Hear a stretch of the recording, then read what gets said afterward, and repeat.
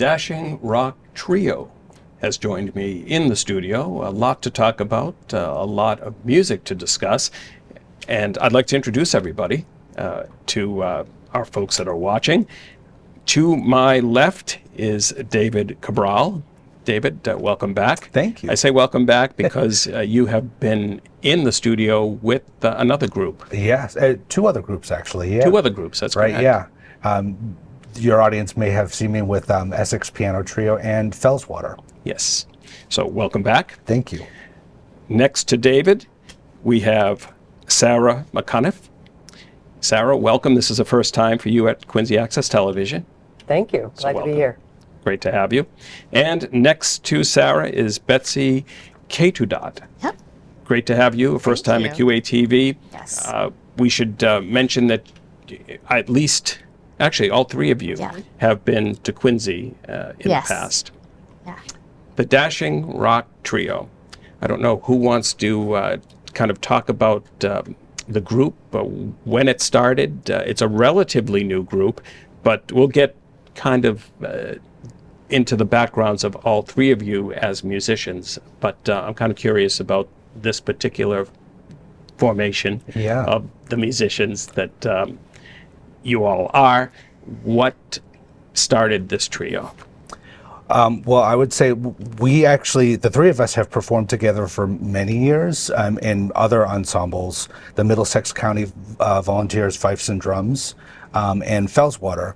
And Dashing Rock got started because I actually approached Betsy one day and said, I really, Fellswater is great, but I'd really like to play other instruments, play a little bit more fiddle, maybe some guitar. So I approached her and asked her about starting a different group. Actually, Betsy and I live so close that the rehearsals and everything would be so much easier to, get the band together. And so we were like, yeah, sure. And then, Sarah doesn't live much farther away. So we asked her if she would join too. So the three of us decided, we play it so well together, let's do this trio thing. And the actual name Dashing Rock comes from where we rehearse, which is at Betsy's house. Yeah.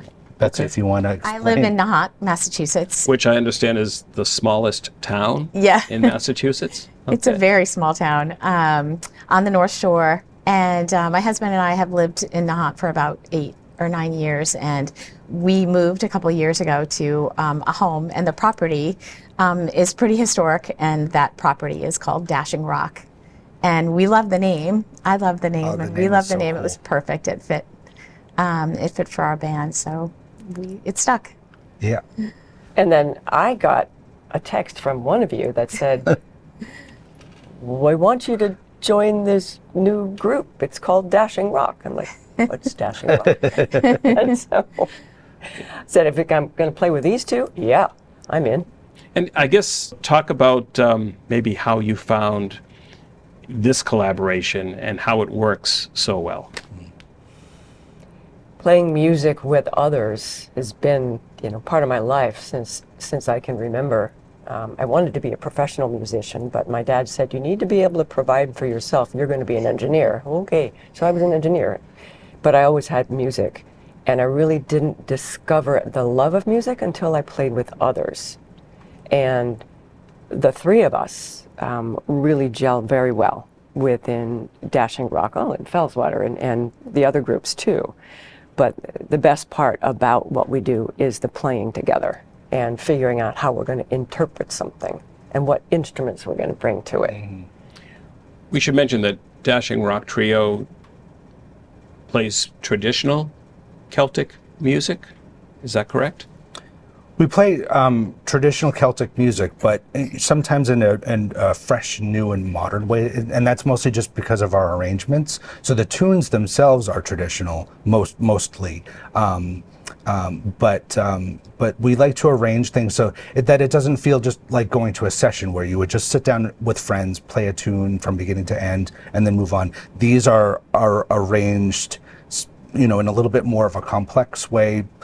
Certain people get solos, and the transitions to other tunes we try to make those a little bit more interesting. Is it safe to say that Fellswater, the other group that you are involved in, is more like a session No. No. Okay. Okay. Fellswater is also highly orchestrated. That's Yes. one of Fellswater's real unique touches to Celtic music. I'm glad you corrected me. And Yeah. Dashing Rock continues that. Okay. We write harmonies, we change instrumentation. We're staying pretty much Irish and Scots, plus some Scandi. If you think about geography, they're pretty close geographically, lots of influence. But we keep the same orchestral approach. So when people mention session, it's really an organized, unorganized group. How would you differentiate this from a session? Well, it's a lot different to hear something on the radio and play it, or download a piece of music off of a website and just play it down. There's a big difference between that and putting your own ornamentations and your own touches in it, and making it true to the trad form in which it's written. So there's certain things that you do in Irish music, there's certain things that you do in Scottish music and in Scandi music that you wouldn't, as just a person who looked at the music on the page, would know. And so that's a big part of it too. So with jazz, for example, a lot of improvisation. How would improvisation work with the three of you? Well, I think improvisation works in our accompaniment. So the tune kind of stays intact. There's a certain melody, and then around that we can be super creative. The creativity comes from just, if I'm playing guitar, maybe doing different rhythms or different tunings. Or if it's on the fiddle, sometimes, if the fiddle's not playing the melody, what else can she do? There's a ton of options she can do to create an arrangement. Oh, yes. And on the whistle, I have a variety of whistles. Sometimes I do what they call break out the party whistle. Exactly. And I'll be doing, like the last time you're going through a tune, you really want to have a crescendo and excitement. I'll just let go and improvise some sort of party whistle wail over the top, a descant kind of thing, a joyful thing over the top. Sarah, I'm going to kind of continue where you had left off and talking about instrumentation and instruments that you play. I guess within this trio. Sure. Within Dashing Rock, I'm playing the fife, which is really an outdoor weapon. But if you think of 18th century fifes and drums, and we played within the Middlesex County Volunteers fifes and drums, so it's fully chromatic fife. Plus, I've got a variety of different wooden whistles that in different keys, because that's one of the things that we like to do in this group too, is play in different keys than we might in Fellswater. And then flutes, I've got a couple of different flutes I play. And then just because I needed to do something new and very inspired by the band Barul from the Isle of Man, I thought, I really want to learn piano accordion. So I picked that up a couple of years ago. So that's my new thing that I'm trying out. And Betsy? Well, I play fiddles. So I play a regular standard fiddle, like you would normally see it. It's the same as a violin. And I also play a Norwegian fiddle that has 4 strings on the top that are tuned just like a regular fiddle, and then 5 strings underneath that are tuned in sympathy so that they resonate when you play in certain keys. Some people may have heard of a hardanger fiddle. It's very similar to that, but it is a Norwegian instrument. It's not the same as a hardanger fiddle. It's only tuned and meant to play like a standard fiddle.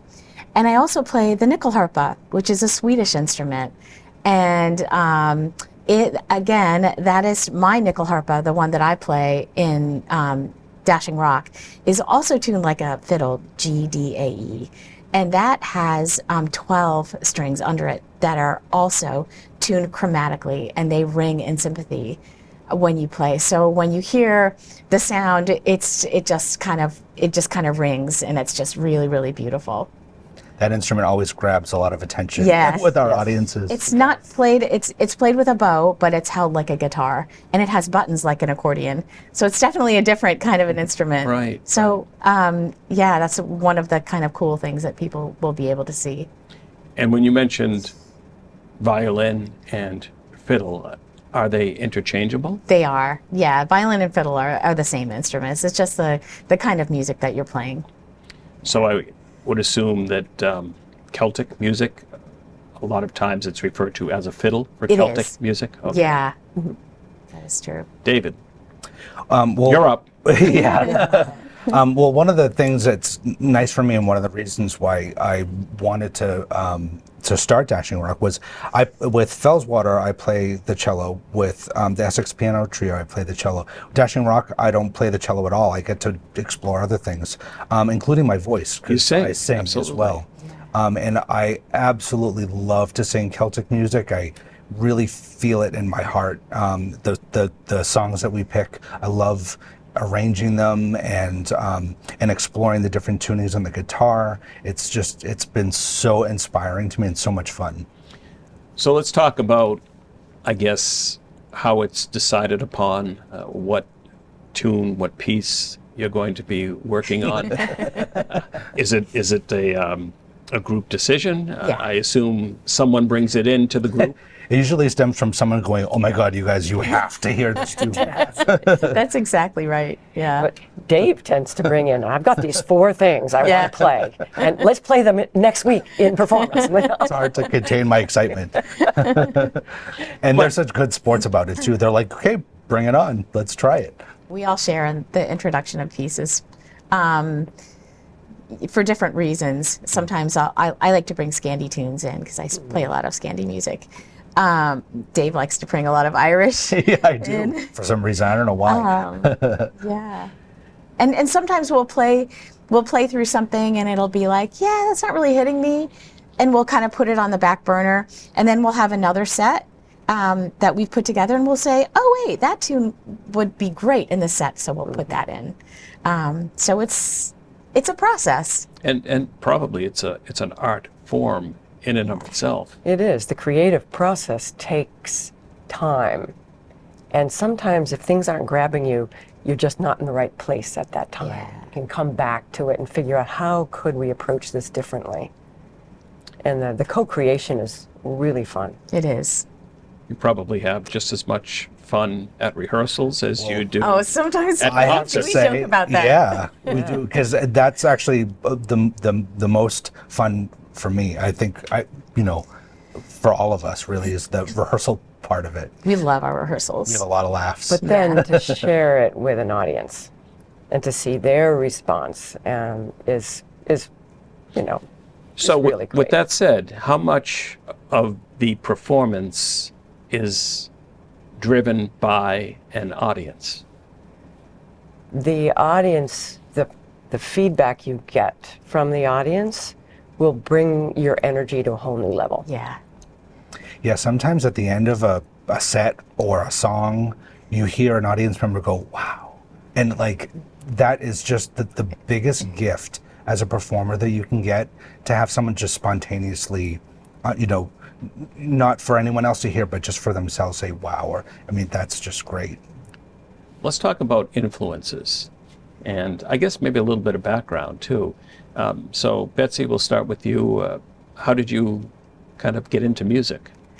Well, I came from a musical family, and I was classically trained in violin. I got a degree in violin performance, and then after college, I was kind of like, do I really want to do this? And I kind of didn't play for a while. And then when I got back into it, I started playing more trad music. And Boston's a great place to do that because there's so many amazing trad musicians in this town, and I was influenced by a ton of them. Hanukkah Castle, there's just so many. And so you're able to go to sessions and workshops and learn from all of these people. We have renowned music schools right here. And and that's a part of the reason that we have so many great trad musicians here, is for that reason, but also because there's a lot of Irish immigrants here and they have brought that kind of Celtic culture to this area. So it's a great place to be a trad musician, really is, and it's a really supportive and wonderful community. Sarah, your beginnings My beginnings. as when an I- engineer, right? Yeah, well, when I was a kid, there was a piano, an old upright piano in our house when I was little, and I hear that I used to go up and just play tunes by ear. So my mom said, "You're going to get piano lessons in 4th grade." And piano lessons, great, okay, fine, playing, piano by yourself. It wasn't until I went to junior high school and my mother said, "You need to do more than read books, you're going to join the band." I'm like, okay, I'm going to play the saxophone. So I learned alto saxophone, but I loved it. The part that hooked me was playing as a member of a band and adding your voice to the weaving and to create this sound. So then I stumbled into fife and drum. I happened to pick up a fife when I was on vacation once, and long story short, I went to engineering school. My dad said you can always have music as an avocation, so I continued playing music my whole life. When I got out of the Air Force, I joined the Middlesex County Volunteers Fifes and Drums to play fife, and that I did that for 40 years. And these guys joined, and then we started, Betsy and we started Fellswater with my husband Jim and a Scottish small piper. And Fellswater grew and evolved, and Dave came along and we couldn't get rid of him. I almost feel that way here at Exactly. QATV. You're here a lot. That's a good thing. So Fellswater, just to stop for one moment, Fellswater has been around for how long? 2008. Okay. It's got And- some longevity. Yeah, and it was because an influence of ours in fife and drum said you should never have a whole record of fife and drum music without one track with alternative instrumentation. So we said, well, let's do a session track. And so Betsy had fiddle, I had whistle, my husband played the guitar, and we said, we need a piper. We found one, Matt Phelps, and created this, recorded this track, and it was great fun. And Matt Phelps said, why don't we do this more? And Fellswater was born. Well, for me, I've always Did you forget loved the question? Or? I think I got it. I've always loved just having different instruments in my hand and making different sounds. I found myself playing the cello in high school and went down the classical path just because of circumstances. My high school had an orchestra, my friends were in orchestra, played the cello and the viola.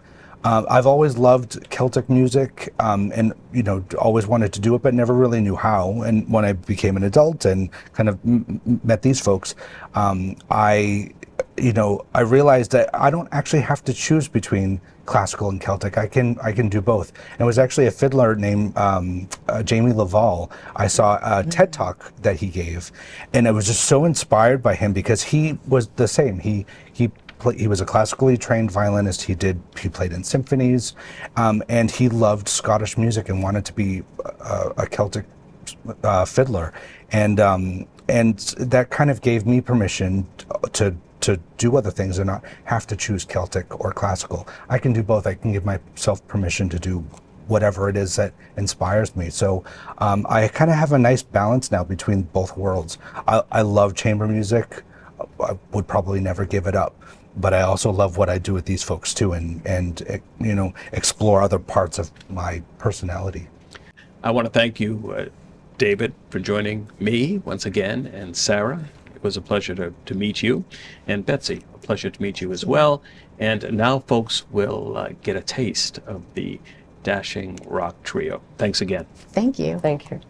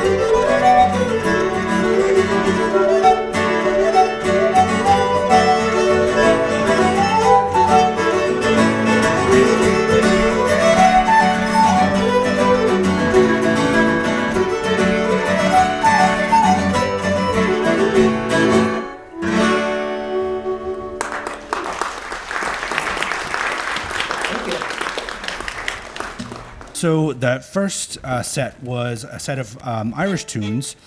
Mist Covered Mountain was the first tune, the Chapel Bell, the Paper Bird, and Trip to Herves. We're going to play a group of 4 tunes here. The first one is Robert Lowe. Is he Scottish or Cape Breton? Robert Lowe and his brother are both Scottish. They're both Scottish. Okay. We call this the scary set because it has witches and warlocks. And then the second tune is by Adam Sutherland. It's called Inspector John Duff of the Braemar Police Mountain Rescue. And I actually learned this tune from Adam Sutherland. And there's a really cool story behind it. You can look it up if you want. It's kind of sad, but it's the guy is basically a hero. He saved a bunch of people. And so this is warlocks and witches and a devil for my hurt. Oh yeah. And then a story about a really bad snowstorm and people dying. So Yeah. So it's kind of scary. typical Celtic happy stuff. Very Celtic. Yeah, definitely.